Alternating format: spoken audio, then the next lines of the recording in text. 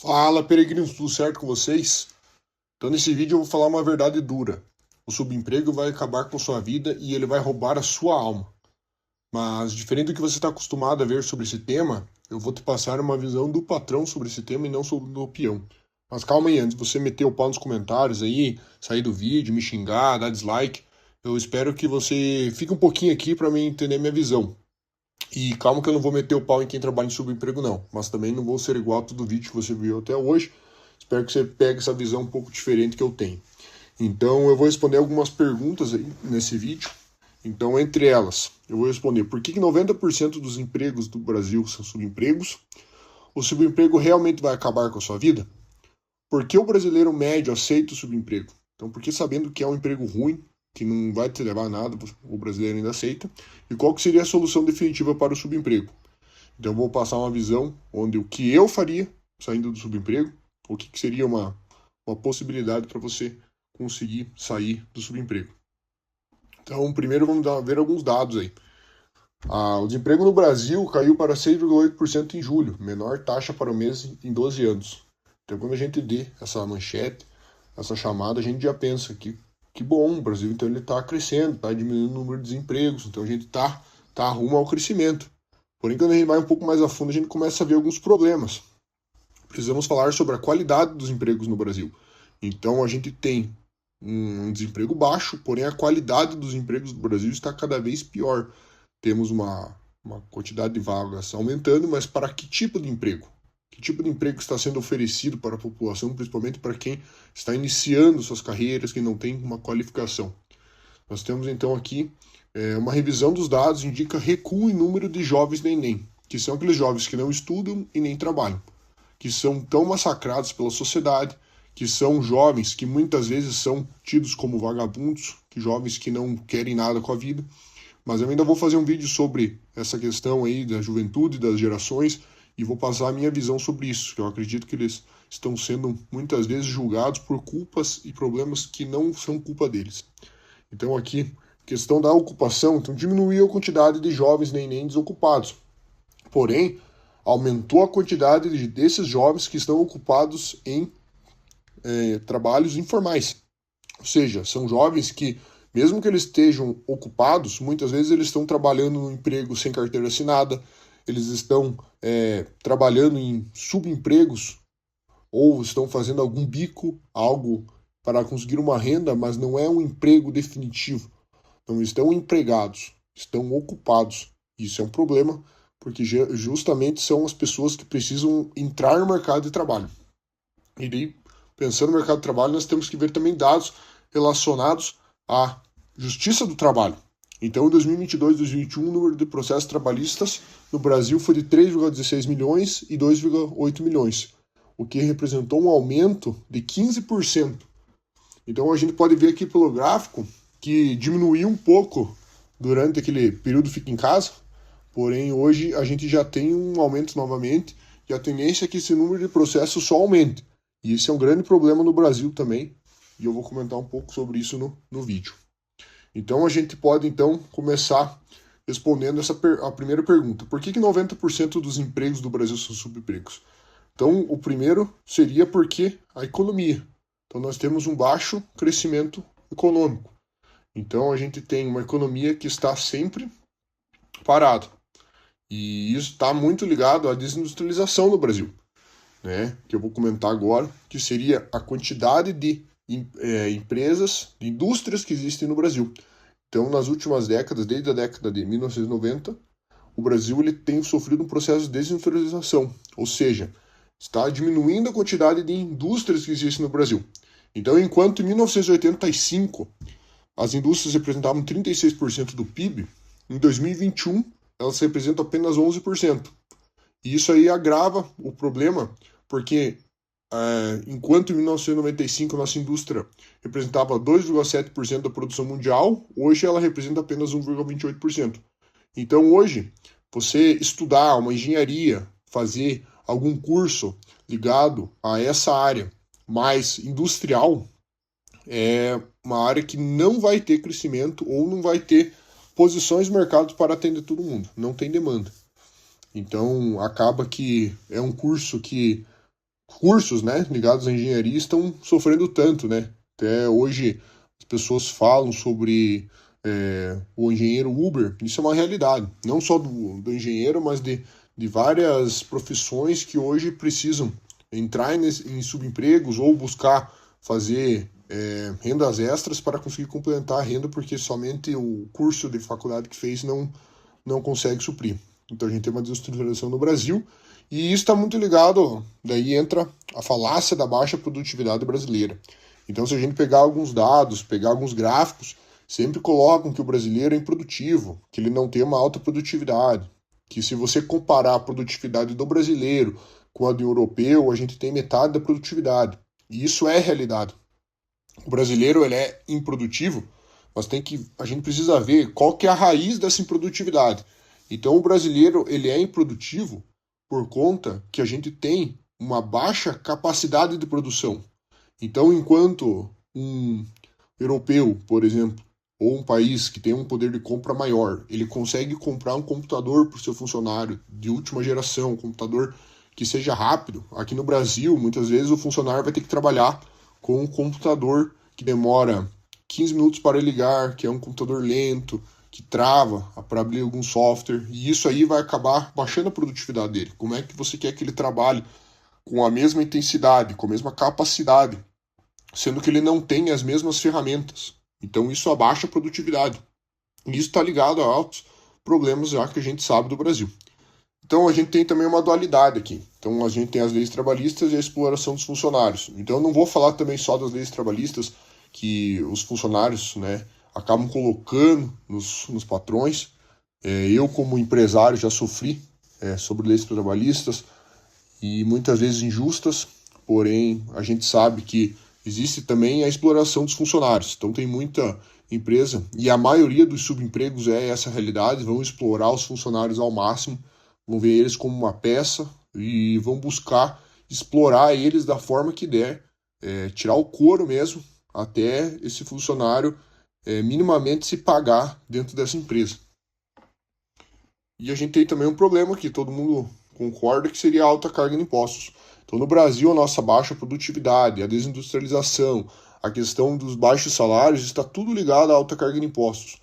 Os impostos do Brasil, eles matam o empreendedor. Eles acabam matando as empresas. Grande parte das empresas que não conseguem prosperar, muitas vezes é por causa desse ambiente de baixa capacidade. A gente não consegue gerar novos negócios no Brasil por conta que a gente não tem essa capacidade produtiva. E também nós temos um problema que está iniciando agora, que muitas vezes as pessoas não conhecem, elas acham que ainda está longe da realidade, mas é a inteligência artificial. Então a inteligência artificial ela vai afundar o subemprego. Porque hoje, com a inteligência artificial, a gente consegue fazer o trabalho de um funcionário. A gente consegue fazer com que até mais um funcionário faria num dia, a inteligência artificial faz em minutos. Ela consegue fazer coisas que antes demandavam uma mão de obra e hoje não demanda. O que isso vai gerar? Vai gerar uma diminuição das vagas de emprego, por conta que a inteligência artificial vai substituir e vai continuar tendo a mesma quantidade de pessoas para essas vagas, então vai diminuir ainda mais os salários, isso vai piorar ainda mais o subemprego. Subemprego vai realmente acabar com a sua vida? Primeira coisa que a gente tem que pensar, tempo é dinheiro. Quando você pensa no subemprego, você pensa na quantidade de horas que você gasta num emprego, que além de não te pagar, não te remunerar bem, ele ainda vai levar o teu tempo, porque você vai acabar tendo que trabalhar muito, vai ter que fazer uma escala muitas vezes sem folga, vai trocar turno, eles vão te obrigar a fazer horas extras, que muitas vezes pagam um pouco, você não vai conseguir se desenvolver. Então sim, o subemprego vai acabar com a sua vida porque ela vai roubar as tuas horas de vida. O trabalho de escala 6x1 é horrível. Não que você, quando empreendedor, né, não vai trabalhar, às vezes 6 dias, folgar um. Não, até às vezes no emprego melhor você vai ter que trabalhar, até mais do que as 40 horas semanais. Porém, você vai ser bem remunerado para isso ou você vai ser dono da tua empresa. Então isso faz sentido. Agora no subemprego você não ganha nada mais por isso. Se ganha horas extras que muitas vezes é muito baixo. A gente tem um problema também do transporte no Brasil, ser um lixo. Então aqui você vai gastar muitas horas dentro de um transporte público. Você vai passar às vezes 2 horas para ir, 2 horas para voltar, dependendo da cidade que você mora. E isso aí agrava ainda mais o problema. Então a gente tem que tentar utilizar esses momentos para conseguir se desenvolver. Eu vou passar isso nas soluções. O subemprego ele rouba a essência da pessoa. Então muitas vezes quando a pessoa entra no subemprego, ela é uma pessoa jovem, muitas vezes, que entra nesse subemprego com sonhos, com objetivos, ela tem vontade de crescer e ela vai perdendo isso ao longo do tempo. Ela vai convivendo com as pessoas, ela vê que não tem como sair daquilo. Pessoas que estão nesse emprego faz 10 anos são pessoas que não têm perspectiva e também não querem mudar. Estão ali vivendo, aceitaram aquilo e acham que aquilo é o correto e é o que tem para viver. E daí elas começam a anestesiar nos prazeres da carne, então elas começam a buscar os prazeres para acabar esquecendo esse sofrimento. Então elas buscam bebida, elas vão buscar se entorpecer com jogos, com pornografia, com qualquer coisa que você imaginar que possa tirar a mente dessa pessoa do trabalho, da vida dela e levar ela para um outro meio, para uma outra realidade. E isso vai acabar gerando, né, problemas, principalmente porque você vai conviver com peãozado e convivência com pessoas lixo.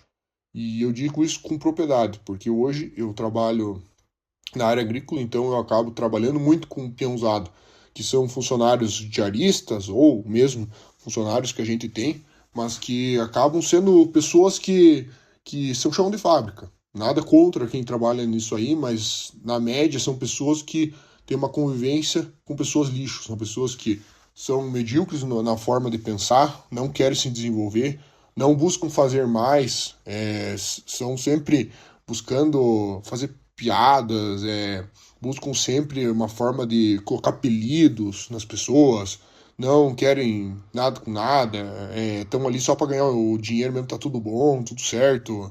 E isso aí é um problema aí que você vai acabar se tornando uma pessoa dessas pessoas se você conviver mais com elas. E o único subemprego que eu já trabalhei foi, durante 2 anos eu trabalhei numa pizzaria, final de semana, e quando eu trabalhei nessa pizzaria eu vi uma realidade que eu não conhecia. Eu vi pessoas ali que tinham 4 filhos, que trabalhavam de noite, mas todas as noites que saíam do emprego, elas passavam e bebiam até 5 horas da manhã, dormiam até 2 horas da tarde, 3 horas da tarde, 4h30, 5 horas pegavam ali, né, o trabalho na pizzaria e iam até meia-noite, e esse era o trabalho. Então você vê que a vida da pessoa, ela tá simplesmente anestesiada, ela não vê mais perspectiva.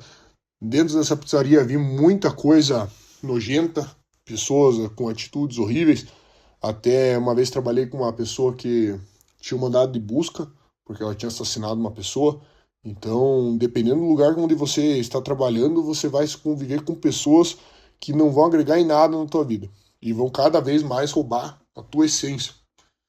E você vai acabar sentindo isso cada vez mais quando você for adentrando e for cada vez ficando mais nesse subemprego.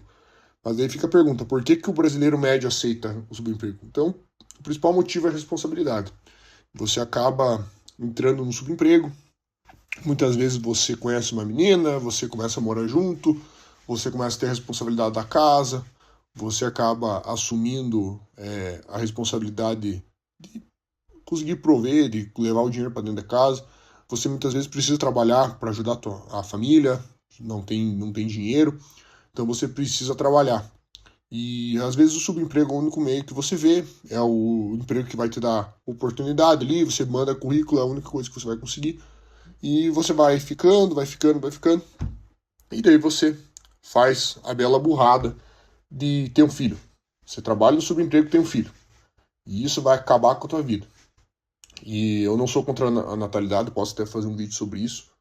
E para mim, um dos grandes problemas que a gente tem no mundo moderno é essa ideia de que ter filhos é um problema, né? Sendo que eu acredito que não. Eu acredito que é importante a pessoa ter filhos.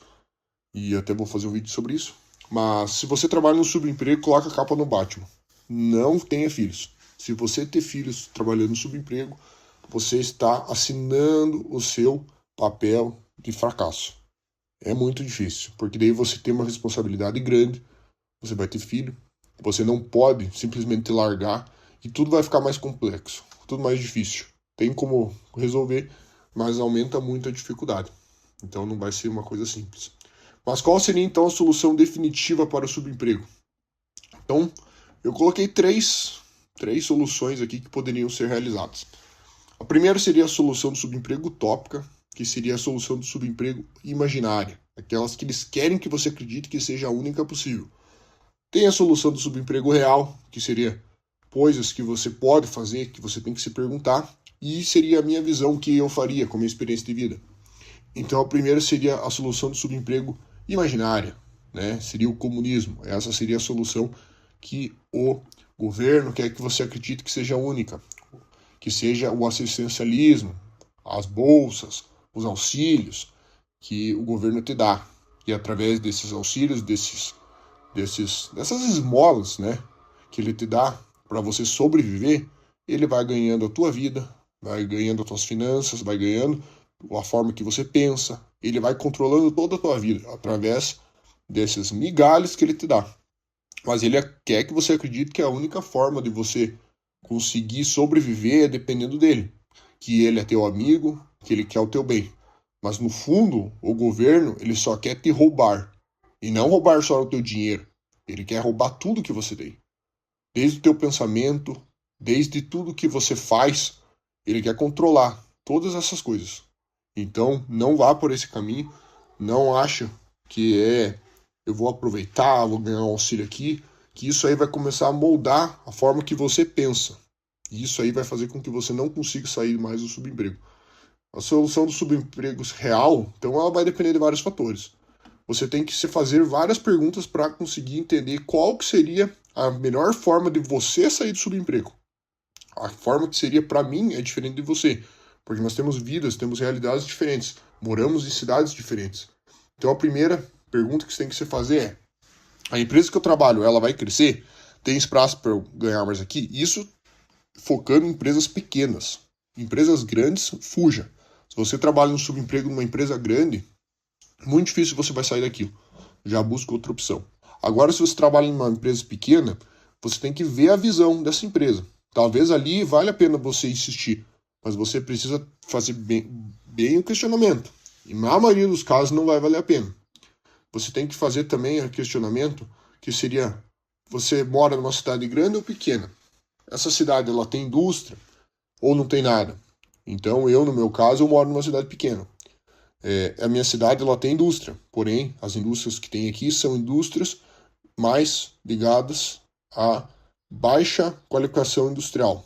Não tem grandes máquinas, por exemplo, uma indústria de automóveis. Não, aqui na minha cidade existem indústrias que não precisam de pessoas especializadas. Então não vão pagar muito, vai ser funcionários de chão de fábrica. Então na minha cidade você não tem nada. Aqui não valeria a pena você tentar prosperar, a não ser que você tenha uma ideia de empreender aqui, montar algum negócio, prestar algum serviço, né? E se você não sabe, você pode se fazer a pergunta também: o que eu gosto de fazer? Ou tem uma qualidade acima da média? Às vezes você tem uma qualidade acima da média com computadores, você entende muito bem de software, você consegue mexer muito bem no computador, talvez seja uma área que você tem que investir. Talvez buscar trabalhar através da internet, que você consegue trabalhar então numa cidade pequena mesmo assim, porém você consegue, através do teu horário livre, trabalhando de noite, fazendo, quando você tem tempo, você consegue buscar alguma área nessa ideia de trabalhar na internet. Agora, se você não gosta de nada, não tem nada que você tenha uma qualidade acima da média, você pode aprender uma habilidade técnica de serviço braçal. Eu acredito que essa seria a mais concreta e seria a mais certeira. Se você realmente busca, preciso sair disso, preciso fazer, eu acredito que essa seja a habilidade mais fácil de você conseguir. Porque hoje você tem uma escassez muito grande desses serviços e cada vez vai ser pior. Eu hoje trabalho no setor agro, então a gente busca mecânicos. Um mecânico hoje para ir numa fazenda, para trabalhar com um trator, que seja com uma máquina grande, ele não ganha menos de 20 mil por mês. Eletricista, a mesma coisa. Para ele vir na tua casa para fazer um serviço é R$500. E isso vai cada vez ficar mais difícil, porque existem poucos profissionais novos trabalhando nessas profissões, porque é um serviço pesado, é um serviço que muitas vezes tem que ficar embaixo do sol. Borracheiro também é uma profissão aí que ligado nesse serviço mais braçal, que ainda vai ser preciso e que não existem mais profissionais. Então, se você precisa realmente e não tem ideia do que fazer, faça uma habilidade, desenvolva uma habilidade técnica. Mas não, você não quer habilidade técnica, você não quer trabalhar embaixo do sol, você não quer trabalhar na internet, você quer uma coisa segura, você quer fazer concurso. Então você tem que se perguntar. A primeira pergunta que você tem que fazer, eu consigo passar 4 horas estudando? Essa seria uma pergunta que muitas vezes agora você vai conseguir falar que não. Mas então você tem que fazer um teste. Primeiro começa estudando 1 hora, passa uma semana, aumenta para 2, vai para 3. Com um mês você tem que estar estudando 4 horas. Se você refaz a pergunta, eu conseguiria passar 2 anos com essa rotina? É possível? Né? Se você achar que sim, talvez você seja para concurso. Se você achar que não, eu acredito que não. Porque não adianta também vender que concurso é algo que você vai conseguir passar sem estudar, menos que 2 horas, a não ser que você seja muito acima da média, mas falando na média, falando assim para as pessoas, assim, no geral, você vai precisar pelo menos 4 horas de estudo. E com um método bom de estudo. Eu fiz 2 faculdades, então eu sei como estudar, ele é cansativo. Às vezes a pessoa ela acha que estudar é uma coisa que não cansa, e às vezes cansa mais do que você trabalhar num serviço pesado. Ele acaba tendo um desgaste mental. Então você tem que fazer pergunta também, para qual área que eu vou. Então você pode ir para uma área, vou para a área jurídica, vou para a área contábil. E os estudos eles vão se complementar. Você tem que escolher uma área e perseguir aqueles concursos daquela área. E também, você curte mais humanos ou exatas? E eu, por exemplo, sou mais das exatas e das biológicas. Então eu iria para um concurso mais focado em contabilidade e não numa área jurídica. Mas agora, se você gosta mais de história, você tem essa afinidade maior, vai para a área jurídica. Então você tem que analisar esses fatores. E também cuidado com achar que tudo resolve tudo. E eu fiz 2 cursos de faculdade, hoje eu consigo exercer um curso que eu fiz, porém o outro curso que eu fiz, que foi Engenharia de Controle de Automação, eu conheço vários colegas meus, tenho contato com eles, e eles estão trabalhando com outras áreas, mas não estão trabalhando com a área que a gente estudou, porque não existe demanda. É uma faculdade, é um curso de engenharia que a gente não tem demanda no Brasil. Talvez em outros países é um curso bem demandado, mas aqui no Brasil, por conta dessa desindustrialização, a gente tem uma baixa necessidade de profissionais. E também um técnico consegue fazer muitas vezes o serviço que o engenheiro faz, então eles vão preferir contratar como técnico. Então você mesmo trabalhando na área, você não vai ganhar o que o engenheiro ganha, porque você vai ter um serviço de técnico, você não vai ter um serviço de engenheiro. E também cuidado com achar que o empreendedorismo resolve tudo. Porque hoje na internet as pessoas vendem que você ser empreendedor resolve todos os problemas. Basta você abrir uma empresa que você vai conseguir já faturar, você vai ter lucro. Isso não é verdade. E eu empreendo faz 5, 6 anos. Tive um negócio que prosperou, mas tive outros que nunca deram certo. E que ou não dão certo ou estão no 0 a 0. E negócio é difícil. Não caia nessa falácia de que negócio é fácil, que você pode ir lá fazer, porque 50% das empresas quebram antes de 2 anos. Então, de cada 10 empresas criadas no Brasil, 5 quebram antes de completarem 2 anos de existência. As que enfrentam mais dificuldades para sobreviver são as de pequeno porte, que empregam até 9 funcionários e têm faturamento anual inferior a 120 mil. Então, são aquelas empresas que acabaram de abrir.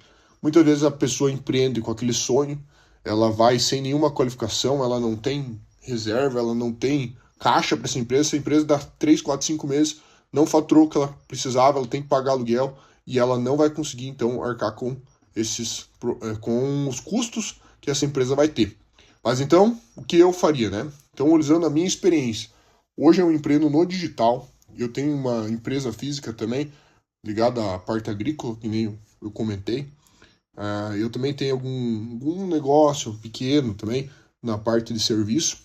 E o que eu faria, começando do zero? Eu estudaria algo para prestar serviço.